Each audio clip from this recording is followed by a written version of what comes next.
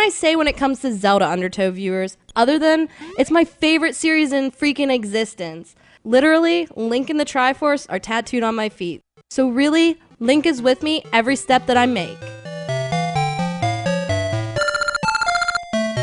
Take that info as you may. I want you to all know, though, my most beloved handheld Zelda game was Oracle of Seasons.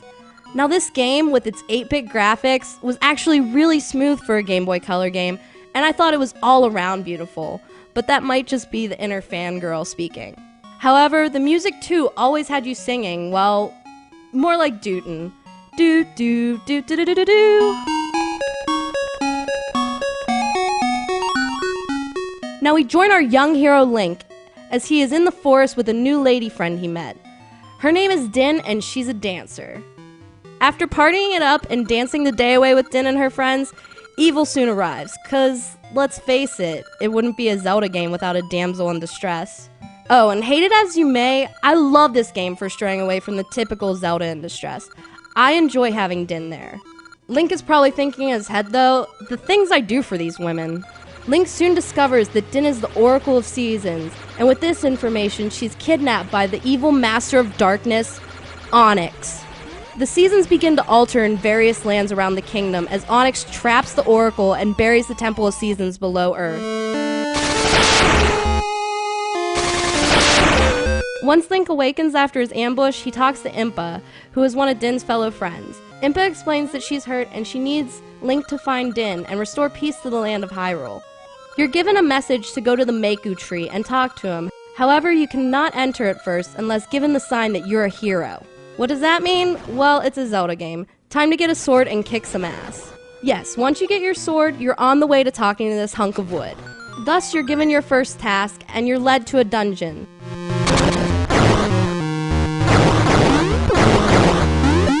Now, the controls on Game Boy for this game were pretty easy.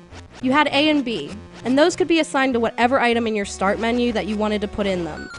Usually your sword would be in one, and as you got other items, you'd alternate them into your other slots. Later in the game, you earn the Rod of Seasons. And it's pretty important to the game. I mean, hello, it's called Oracle of Seasons. You could charge this rod with the power of the seasons as you unlock them. And when you'd gain the power of the seasons, you'd simply stand your ass up on a stump, and with a swish of that rod, the seasons change right before your eyes. But just to take a view on areas and the design of the zones in this game, they were very well put together. There are certain areas that you need the Rod of Seasons to change the season in. This is so that you can pass across a lake that needs frozen, or use a flower to get a boost. The zone, though, that is by far the champion of this game is the underground society of Subrosia. These little Subrosians really got some attitude too. I mean, they got dance competitions, boomerangs, and they take baths in lava.